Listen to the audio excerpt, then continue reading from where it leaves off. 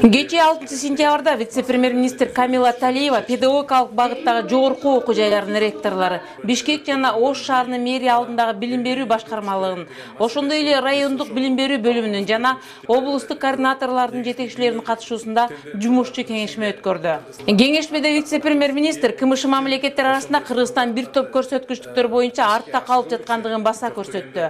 Бизде КМШ мамлекеттер арасында мектеп окуучуларынын жетишкендиктери төмөнкү көрсөткүчтө. Биринчи кезекте окуучулардын билим сапатын жакшыртуубуз керек, деди Камила Талиева. Сиздердин араңыздарда дагы мен капа болбоңуздар, жана терпеңиздер деген ушул атат. Иждивенттик көз караштагы жетекчилер толуп калган.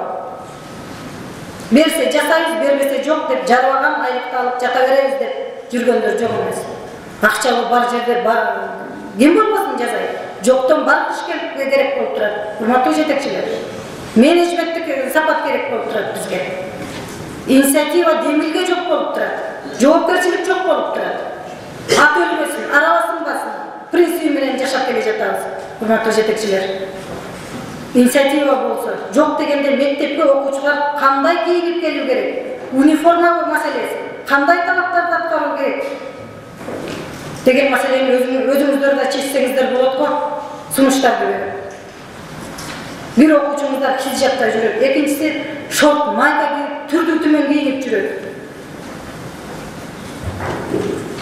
Эмне биздин коңшу мамлекеттерден эмнебиз экен? Эмнеге тартип орното албайбыз мектепте?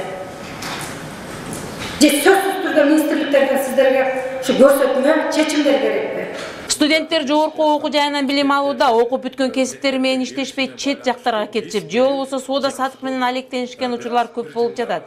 Мамлекет тарабынан канчалаган каражаттар жумшалып, бүттүрүлгөн кесипкөй өлкөбүздүн пайдасына иштебей текке кетип жатканы өкүнүчтүү. Ал эми мектеп билим берүү тармагында 10% мугалимдердин курамын пенсия курагындагылар түзөт. Жалпы жонунан 2000 анын ичинен чүү баласында эле 319 мугалим жетишпейт. Ошондуктан билим берүү министрлиги ушул багытта иштеш керектигин баса белгилеп өттү.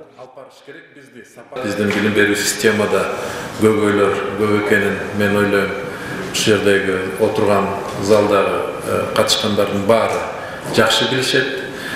Жашыргандан ал жерде жакшырып кетпейт деген ойдобуз, баарыбыз жакшы түшүнүп атабыз. Анткени биз өзүбүз ушул ачуу чындыкты бар экенин, кемчиликтер толтур экенин айтпасак, анда биз жаңылануу же болбосо тазаруу, жакшы жолго түшүү алыстап кетебиз.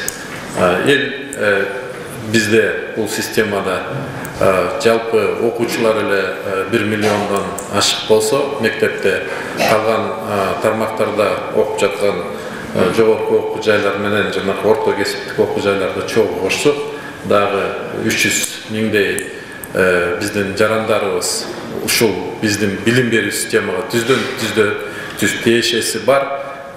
Биз бул жерде чындыкты айтпай турсак, алар чындык кандай экенин жакшы билишет. Ошон үчүн чындап айтканда, могу жерде айтылган сын пикирлерди биз туура кабыл алышыбыз керек. Астыбызда бир топ чогуу жасай турган, оңдой турган иштер көп. Ошондой эле вице-премьердин койгон талаптарынын бири мектеп директорлорунун мамлекеттин билим берүү ордосун өз менчигиндей мамиле жасагандыгы туура эместигине да токтолду. Өлкөбүздүн өнүгүүсү биздин келечек мундарыбызды туура багытта тарбиялап, билим берүү менен чектелерин айтып, өз сөзүн аяктады Камила Талиева.